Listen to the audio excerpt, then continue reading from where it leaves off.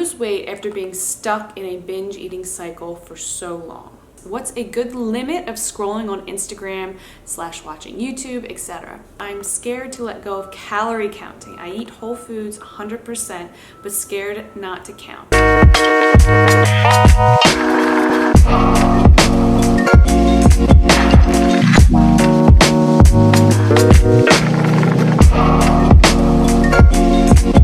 Welcome back to my channel. It is Stella the Light. Today I'm doing a Q&A. I asked on Instagram, you guys asked me some really great questions.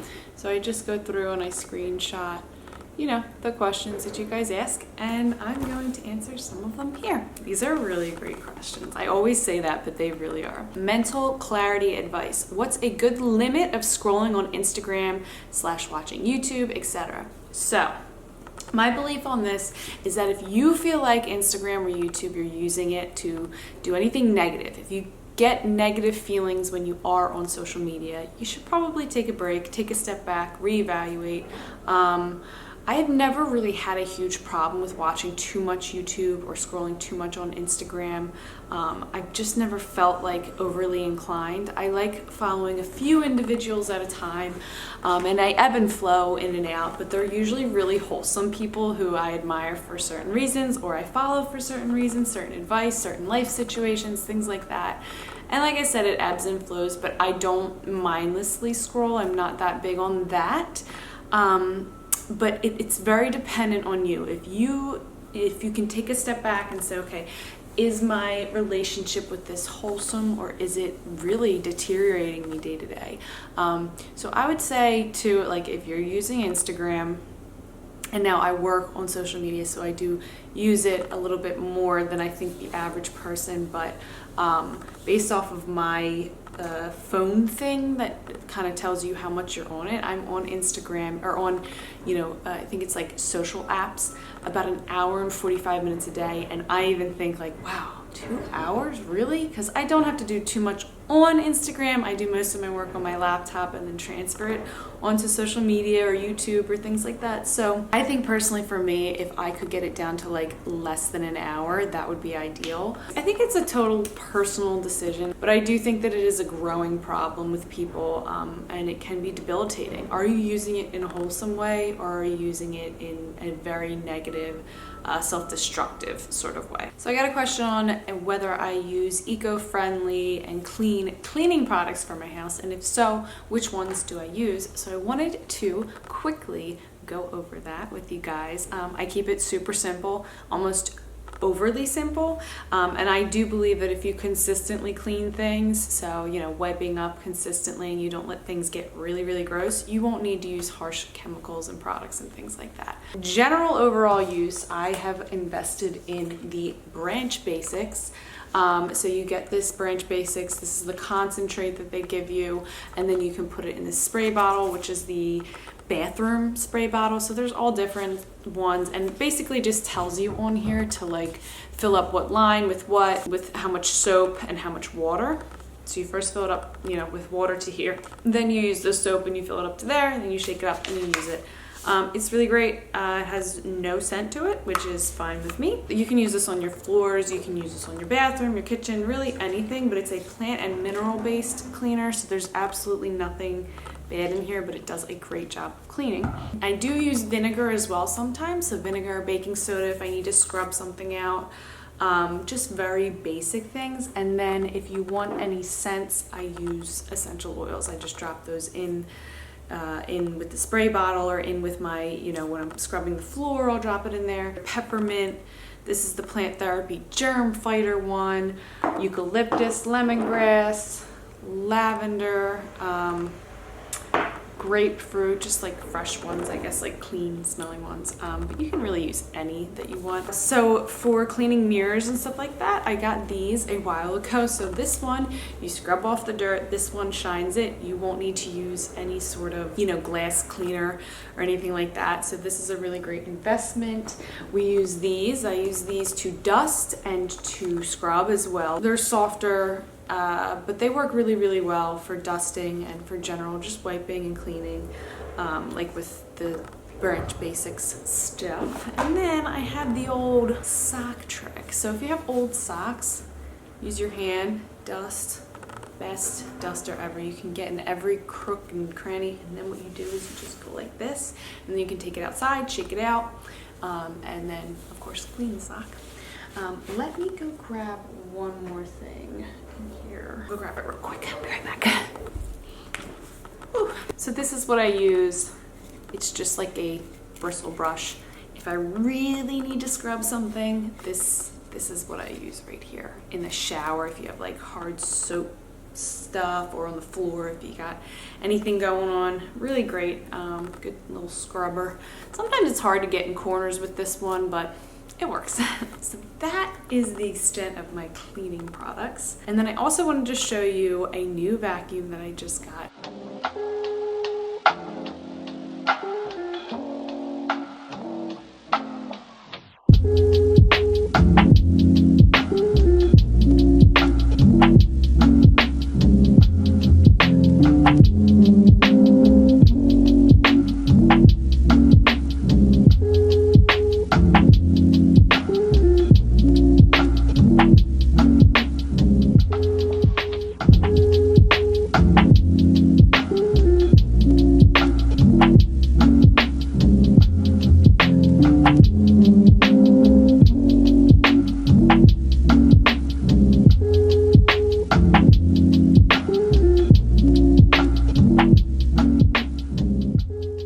Okay, this woman says, I'm scared to let go of calorie counting. I eat whole foods 100%, but scared not to count. Any tips? So, this is what I will say first. It sounds to me like you might have a bit of obsessive tendencies with food already if you're eating entirely 100% whole foods plant-based. Like if you obsessively don't let yourself have any sort of junk food or refined items, I think that you can be too obsessive on that end. So maybe instead of trying to drop calorie counting first, you can try to work on just relieving small parts of that calorie counting, small parts of that obsessive 100% whole foods plant-based, and step into letting go slowly. So let's say breakfast. Say I'm not going to calculate my breakfast this morning. I'm not going to measure it out or calorie count just for breakfast today, just to see how I feel with that.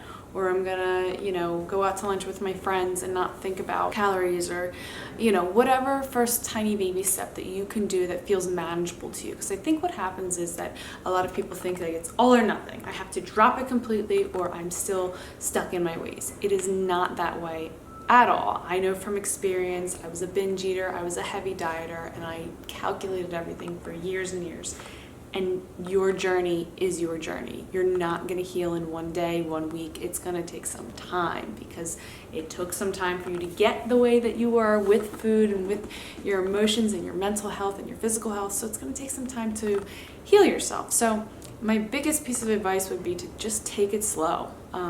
Find 1 or 2 doable things every couple weeks and incorporate them, things that are going to heal you and help you, and really be honest with yourself. Really evaluate your tendencies, where they stem from, and what overall you could do to work on healing that relationship with your food and dropping the calorie counting, because it's so worth it. Can you talk about manifesting money and your money mindset? So I have always loved the idea of manifesting, but I have always hated the idea of manifesting ego-driven things like money or cars or houses or anything like monetary related. I don't think that works, and it doesn't exist. But I think what does exist is manifesting feelings of appreciation and dedication and hard work and just those type of things. I don't believe whatsoever that you can manifest money. But my money mindset has always been just be honest in your work, make sure it's fulfilling for you. Money is important, so you have to, make sure that you are financially able to support yourself with your career.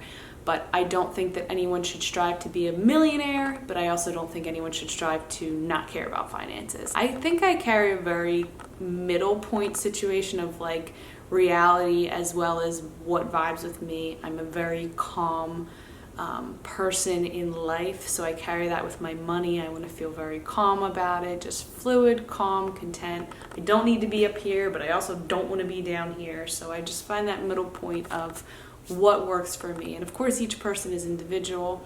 And I do believe in minimalism, and I do believe that minimalism in itself will save you thousands of dollars, as well as eating plant-based. I have saved so much money eating plant-based that it's honestly insane that I wasn't doing this sooner, because I would honestly probably do it just for the money saving that I've done in eating cheaper, more cost-effective organic foods than the crap that I was eating that was so expensive. Oh my God, I can't believe how much money we used to spend on food. How to lose weight after being stuck in a binge eating cycle for so long. So, I was in that binge eating cycle and I gained like 40 pounds. I was also binge drinking. I wasn't really moving my body a lot. Then I was binge eating and dieting. So like I've been there in that. But the best way to lose weight after finally getting your binge eating under control and eating normally and fluidly is just to continue eating fluidly and normally, eating mostly plant-based foods, eating the right types of plant-based foods, eating enough of each food group, and staying consistent and content. Leave behind the heavy fitness for now. Leave behind any sort of idea that you need to like do any crazy meals or anything like that. Just keep it simple and consistent and give yourself time to adjust to not binge eating. And then within time you will drop a lot of the inflammation that is stress related, which then allows your body to start moving more fluidly. I think people tend to carry their fears into plant-based sometimes with dieting and treat it as a diet, like they need to limit certain things or count certain things, or they get scared and then they go back to dieting and flip-flop from dieting to plant-based and back and forth. But I think consistency is key. Trust, relax, give yourself a break. Take some time to just live and focus on life and not on dieting or your body shape or your body weight. And with time, your healthiest version of you on the inside and the outside will come out and it will stick. You will be able to maintain a consistent, healthy mind and body. But you need time. You need time and you need to be gentle with yourself. And that's what's most important, is no extremes. No big extremes. All right, the next question is, how many times a week do you work out and what kind and for how long? This is a big one. I think I get this question pretty much every Q&A and in several ways, in several different wordings. But basically for me, fitness has always, since going plant-based, has always been extremely over the top laid back. So I do not follow any certain timed workouts or fitness programs or even the type of fitness that I do. I have gone from rollerblading to swimming to jogging to hiking to riding my bike to yoga, dancing. Like I've tried so many different things. What has stuck with me through and through is I love to go on walks and go hiking. Those are two things that I think for the rest of my life I'm gonna do, as well as yoga. I stretch several times a day, just in and out, as a part of like my day. So like 3 minutes of stretching in between like work, or like a 15-minute little yoga session. That has always been something that I've benefited from.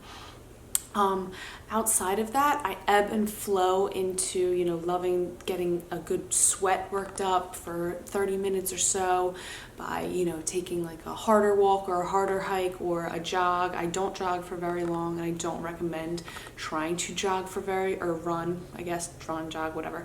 For very long. It's not very sustainable and it's not very good for your joints. I recommend walking and hiking more often. I'm not against running because I run. I love running. And I was just telling Damon this the other day, if it wasn't so bad on your body, because it is so harsh on your joints, I would say go for it and run as hard and long as you can, but it really is just too tough on your body. So to go for like a 15-20 minute jog, I think that's fine, but don't try to go run like 10 miles a day or even like 5 miles a day. Just don't go there. You're not gonna be able to do it.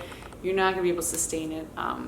So I would stick to like easy ebb and flow, and there are gonna be cycles in your life or seasons in your life where you don't feel like working out as much because you are, you know, more consumed with something in your relationship or work or mental health related or whatever it might be, and you don't need to always be working out constantly. It's always good to keep, you know, strong core, strong legs as you get older, especially strong back. Just, you know, as you age, that's a good thing to have and it's good for your body.